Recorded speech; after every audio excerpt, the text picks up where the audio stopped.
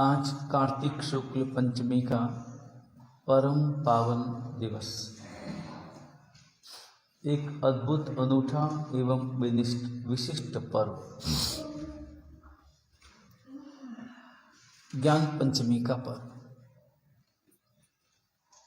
श्वेतांबर समाज में कार्तिक शुक्ल पंचमी को ज्ञान पंचमी की आराधना की जाती है, जबकि दिगंबर समाज में ज्येष्ठ शुक्ल पंचमी को वे श्रुत पंचमी के नाम से संबोधित करते हुए उस रोज वे ज्ञान की आराधना साधना करते हैं। आज के दिन ज्ञान भंडारों को खोला जाता है। बरसात बीत गई, नमी समाप्त हो गई।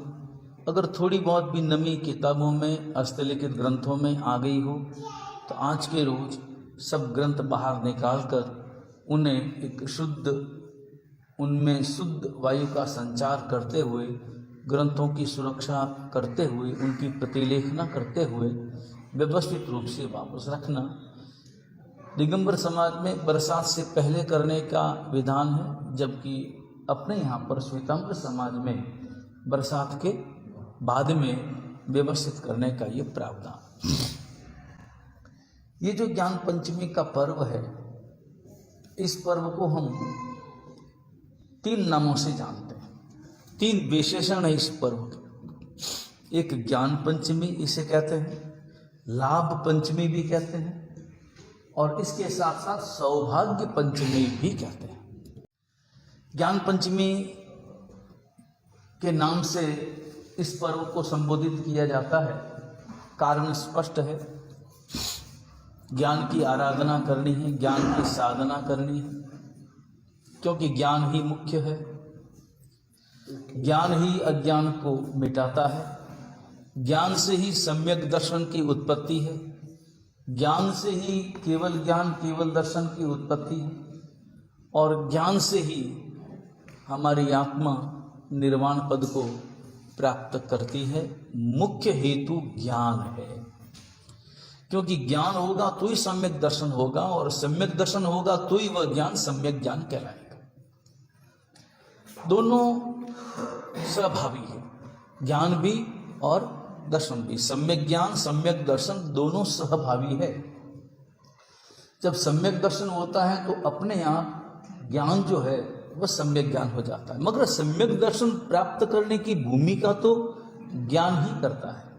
ज्ञान से ही जब हम जानते हैं, जब सुनते हैं, जो धीरे धीरे हमारे अंतर में आत्मरुचि भाव प्रकट होता है, तब कहीं जाकर वही ज्ञान सम्यक दर्शन को प्रकट करता है, और सम्यक दर्शन प्रकट होते ही सारा ज्ञान सम्यक ज्ञान में परिणत हो जाता है। इसलिए ज्ञान की अपने आप में बड़ी महत्वपूर्ण भूमिका है, क्योंकि सब कुछ ज्ञान की शाखाएं हैं। भक्ति भी ज्ञान की शाखा है, हृदय की स्थिरता भी ज्ञान का परिणाम, संयम की निर्मलता भी ज्ञान का परिणाम, शुद्ध आचरण भी ज्ञान का परिणाम। सब कुछ ज्ञान से ही पैदा होता है, इसलिए ज्ञान मुख्य है। ज्ञान ही अपने आप में सर्वोत्कृष्ट है। ज्ञान हमारे भीतर में पैदा होना जरूरी है, और ज्ञान की आराधना करना जरूरी है, क्योंकि ज्ञान से ही हमारे जीवन की ऊंचाइयां प्राप्त होती। तीर्थंकर जैसे तीर्थंकर परमात्मा, उनकी जो साधना है, परमात्मा महावीर की साधना आप श्रवण करें। दीक्षा ग्रहण करने के बाद में उनकी साधना का प्रारंभ हुआ। उनकी जो साधना है उसका लक्ष्य क्या है, साधना का हेतु क्या है, साधना का लक्ष्य क्या है? केवल ज्ञान प्राप्त करना, 4 घाती कर्मों की निर्जरा करना। निर्जरा करना ये कार्य है, हेतु है, परिणाम केवल ज्ञान की प्राप्ति है। मोक्ष मांगने किसी भी आत्मा को, जिस आत्मा को भी मोक्ष जाना है, या जिसने भी मोक्ष पाया है, उसने मोक्ष प्राप्त करने से पूर्व केवल ज्ञान पाया है। केवल ज्ञान पाए बिना कोई भी आत्मा मोक्ष गई नहीं, जा सकती नहीं, और कभी जाएगी भी नहीं। केवल ज्ञान पहले। हाँ, अंतगढ़ केवली हो तो हो सकता है कि केवल ज्ञान प्राप्त करने के तुरंत बाद वे मोक्ष प्राप्त कर लें, क्योंकि उनका आयुष्य भी उसी समय पूर्ण हो गया। जैसे मरुदेवी माता का उदाहरण है, ऐसे उदाहरण अंतगढ़ दशा नामक सूत्र में बहुत सारे उपलब्ध हैं।